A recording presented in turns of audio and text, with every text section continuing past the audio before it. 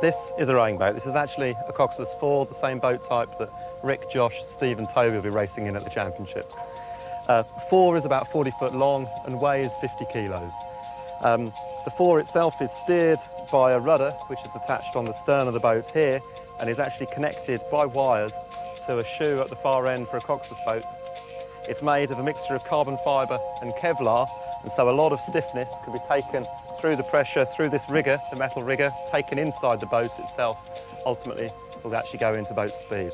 Okay, there are shoes already in the boat itself. The athletes will put their feet into these shoes, and these can be adjusted depending on the height and leg length of the rowers themselves. And ultimately, they are going to be sitting on this rowing seat here, which can move backwards and forwards, helping to kind of increase the length that the rowers could actually row.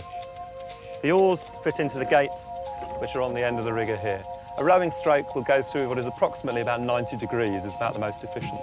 So from the very end of the catch position through to the finish position, the gate here will actually allow the oar to pivot round that angle, kind of enabling the guys to put the power through from this position out here, hands attached here, sitting on the seat, pressure on through there.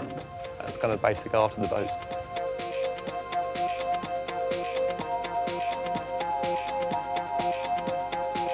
All the classes contain all the features that Tim has just explained. It is the number of people and oars which differ in each class.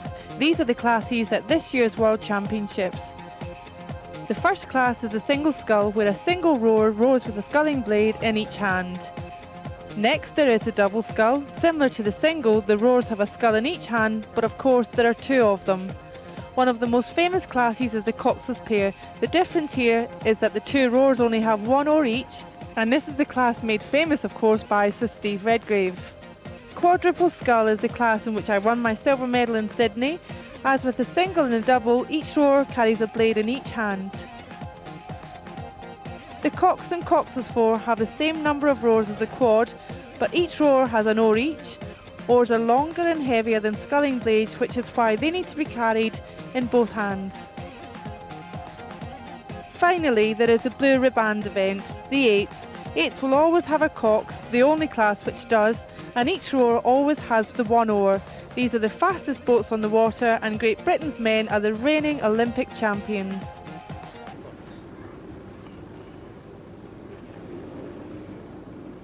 Mr. Topolski, this rowing, 2 types. What are they about? We've got rowing and sculling. Yeah. What's that about? Well, the rowing, they've only got 1 oar. Oh, 1 oar? Yeah, they hold it in both hands. Painful oar. for the oar. Sculling, though, sculling is 1 oar in each hand, so they've got 2 oars. Lucky boys. Yeah.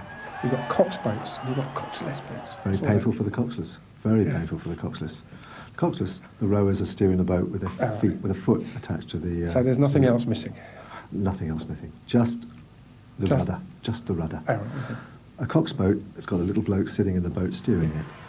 I've got to tell you that from a rower's point of view, because I was a rower... Well, I read about you once. What we thought about a golden Coxes, age of rowing. What we thought about Coxes was that they were a bit of a pain in the arse on the whole, and all they did was steer the boat. Yeah. I mean, from your perspective, it's got to be different. Invaluable. We were invaluable. What did you think you were doing? We got you from A to B as quick as you could. We inspired, we motivated, and we picked up the silverware, or the goldware sometimes, at the end of the day. Very important. Catches. Catches, that's what they do at the beginning of the stroke. They put the oar in at the beginning of the stroke. Not fishing. That's the catch, nothing to do with fishing. They put the oar in the beginning of the stroke. Yeah. That's the catch. Put the oar in the water, pull it through the stroke. Painful for the oar, I said it at the beginning. And they get to the finish. Finish of the stroke is where they take it out of the water. And if they don't take it out, what happens then? They catch a crab. Oh.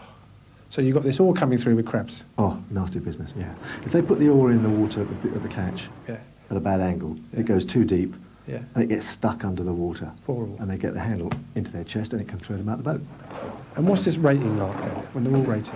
Strokes per minute? That's strokes per minute. The rating is how many strokes they take in a minute. Now, Mr. Topolski, I'm worried about your eyesight, okay? Because you talk about clear water, and some of these courses, are far from it. Listen, when a boat breaks clear of the other boats over a length ahead, they break open and you've got open water or clear water. That's what that is. Simple. I'm clearer for the thought. Thank you.